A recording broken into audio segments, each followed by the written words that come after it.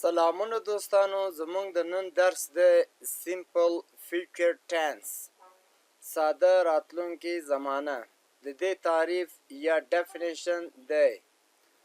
This tense is used to show action which will happen in the future. This tense is used to show action which will happen in the future.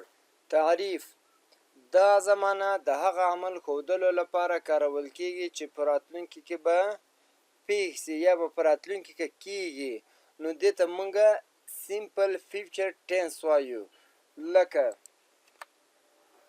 د دې جوړښت له موږ سره دی سټرکچر یعنی جوړښت، سبجیکټ جمع یا پلس ویل پلس ورب پلس آبجیکټ پلس time expressions یعنی د وخت ښوده.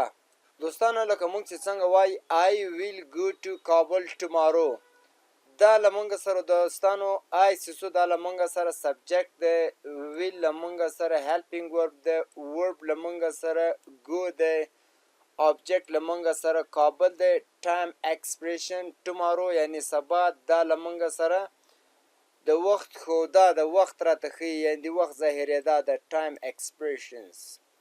زه به سبا کابل ته ځم. نګیټیو سنټنسز منفي جملې. سټرکچر جوړښت د دې جملو جوړښت داسې دی سبجیکټ پلس ویل پلس ناٹ پلس ورب plus object plus time expression. دلته دوستانو I will not go to Kabul tomorrow، سبا به زه کابل ته نه ځم. له موږ سره دلته دوستانو سبجیکټ سو I ده، will له موږ سره helping verb ده، not دوستانو د نه توری یا not زه نه ځم، verb له موږ سره go دی، object له موږ سره کابل دی، time expression د وخت ظاهروالی، د وخت ښوده یعنی وخت موږ ته ظاهروي او time راته ښیي.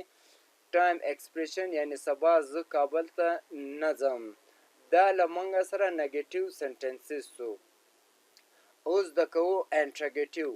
انټرګیټیو سنټنسز یعنی پوښتنې کوونکي جملې، سوالیه جملې. که موږ له یو چا څخه پوښتنه کوو چې آیا سبا به ته کابل ته ځې، نو د دې سټرکچر یا جوړښت دی له موږ سره ویل. اوله که چیرې داسې وي دوستانو موږ جمله سوالیه یعنی پوښتنې وړ جوړوو، نو موږ به ویل د کلمې د جملې په سر کې لګوو. ویل پلس سبجیکټ پلس ورب پلس آبجیکټ پلس ټایم ایکسپریشنز.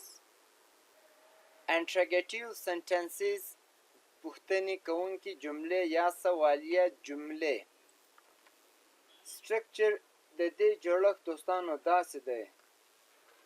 او یوه بله خبره که چیرې په تاسو سوالیه جملې جوړوئ نو ویل به تر سبجیکټ مخکې لګوئ، لکه څنګه چې موږ دلته سټرکچر یا جوړښت کړی له هغه بعد یوه جمله هم موږ لرو.